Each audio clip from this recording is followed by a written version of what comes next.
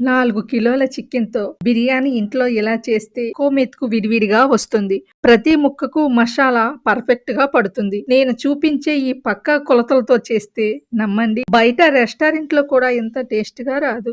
చివరి వరకు చూడండి. మధ్యలో ఒక చిన్న స్టెప్ మిస్ అయినా రుచి పూర్తిగా మారిపోతుంది. ముందుగా బిర్యానీకి ఫ్రైడ్ ఆనియన్స్ రెడీ చేసుకుందాం.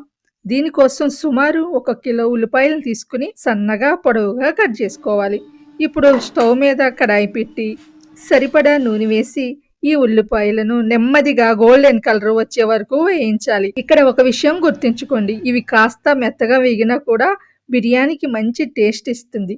కాబట్టి పూర్తిగా క్రిస్పీగా రాకపోయినా పర్వాలేదు.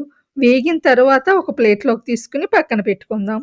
ఇప్పుడు మనం బిర్యానీకి అసలు వాసన రుచి ఇచ్చేది బిర్యానీ మసాలా. బయట దొరికేవి వాడవచ్చు, కానీ ఇలా ఇంట్లో ఫ్రెష్‌గా చేసుకుంటే వచ్చే టేస్టే వేరు.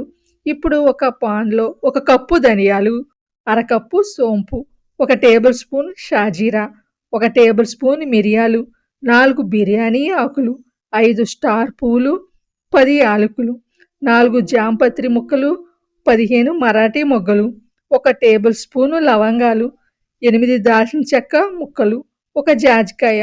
వీటన్నిటిని సన్నని మంట మీద మంచి వాసన వచ్చే వరకు వేయించాలి.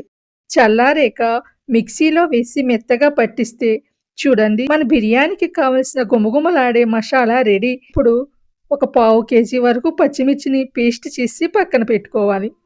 ఇక్కడ మనం 4 కేజీల చికెన్ తీసుకున్నాం. ముక్కలు మీడియం సైజులో ఉండాలి. ఇప్పుడు ఒక్కొక్కటిగా మసాలాలు వేద్దాం.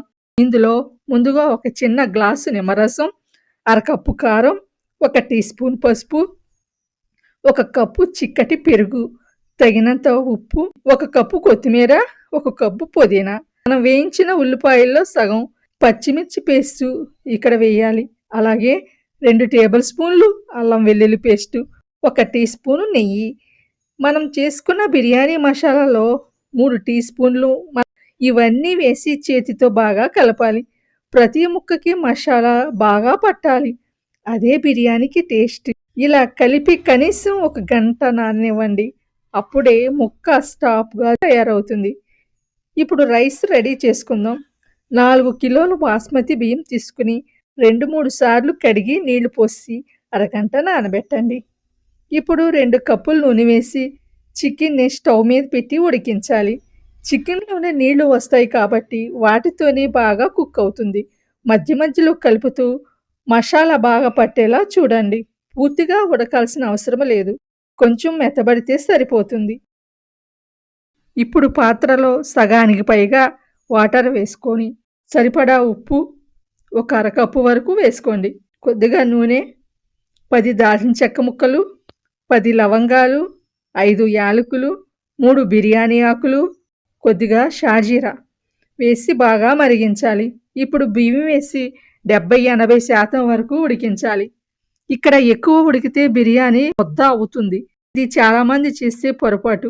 ఒక మెతుకు తీసుకుని ఇలా విరిగితే ఉడికినట్లు. ఇప్పుడు ఇక్కడ బిర్యానీ అసలు టేస్ట్ ఫిక్స్ అవుతుంది. ముందుగా పాత్రలో కొద్దిగా నెయ్యి వేసి సగం రైస్ పరచాలి.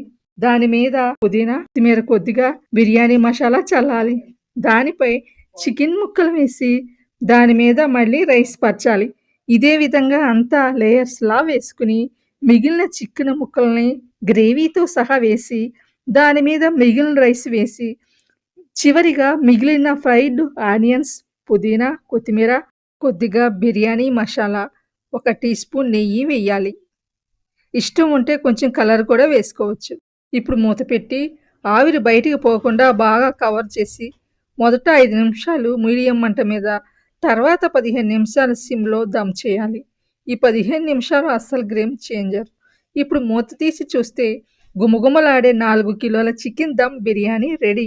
చూడండి, ఒక్కో మెతుకు పొడి పొడిగా ఉంది. ప్రతి ముక్కకి మసాలా బాగా పట్టింది. ఎంత జ్యూసీగా ఉందో.